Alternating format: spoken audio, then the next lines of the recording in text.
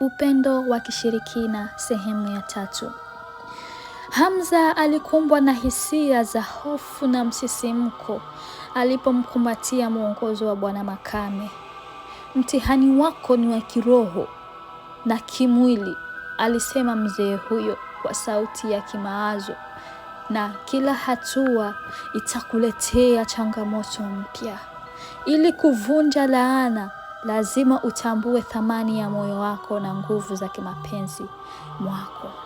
Bwana Makame aliwaagiza Hamza na Salha kwenda katika msitu wa enzi za mwanga, sehemu ambapo giza na nuru hupigana bila horoma. Walipofika kwenye sehemu ya msitu, mwanga mdogo wa alfajiri ulianza kupatwa na ukungu mweusi wa kichawi.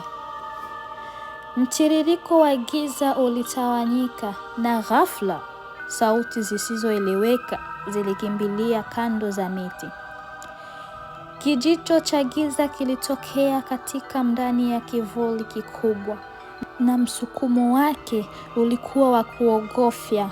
Hamza, upendo wako unakosa imani halisi, kilisema sauti hiyo, na kila mapenzi ya bandia huleta mateso. Hamza alikusanyika na kumtazama kivuli hicho, moyo wake ukidunda kwa haraka. Alijua kuwa lazima awe na imani kamili na kujitolea muhanga. Kwa kwanza, alikumbuka yote yale aliyokuwa yamezikia na kuyaona.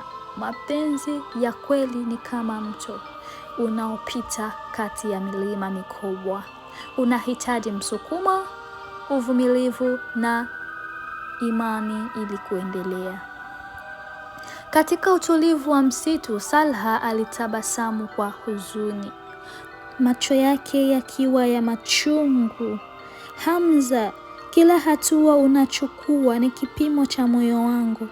Ukimwacha giza, tutasahau milele.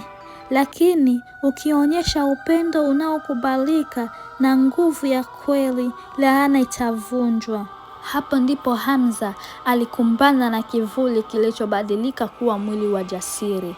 Mbio wa upepo ulizunguka, ukifanya sauti ya kupigwa na mvuto wa ajabu.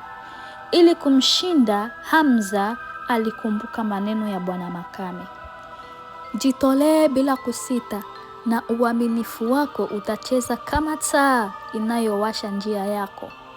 Akiwa amejitolea, alishika mkono wa Salha kwa nguvu, na kwa pamoja walitembea ndani ya giza. Mwanga wa mapenzi yao ulianza kumwaga mwanga mtulivu, na taratibu kivuli kilianza kuachana. Ili kwa muda sauti ilinyamazika na mwanga uliingia. Hamza na Salha walipofika kwenye ukuta wa miamba iliyopambwa na alama za kale, mahali malipokuwa na miale ya ajabu. Hapa kulikuwa na chombo kilichotengenezwa kwa dhahabu na almasi iliyoitwa mwanga wa dhati. Mifupa ya uchawi ilionekana ikishikana kati ya vipande vyake, na ilileta hisia ya utulivu wa roho.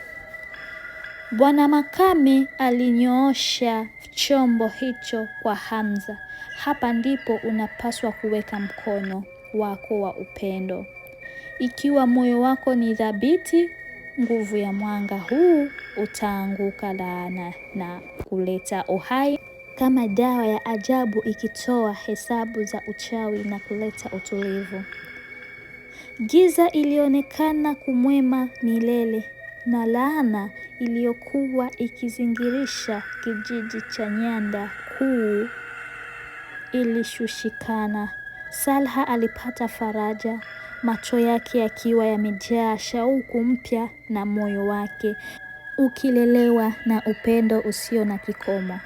Hamza akiwa amechoka, lakini akiwa na furaha ya kugundua nguvu ya mapenzi yake, alitabasamu kwa uhakika. Tumeifungua laana, tumeifanya mapenzi yetu kuwa nguzo ya nuru. Bwana Makame alitabasamu kwa faraja. Kumbukeni, njia ya upendo ni safari isiyo na mwisho, lakini kila changamoto mtakayokutana nayo itakuwa somo ambalo litawafanya kuwa imara zaidi. Walipotoka kwenye ukuta wa miamba, kijiji cha Nyanda Kuu kilionekana kimejaa matumaini na upendo katika kila kona ya maisha. Itaendelea. Tukutane katika part 4 ili tujue yafuatayo. Je, unaonaje? Usikose kusubscribe na kulike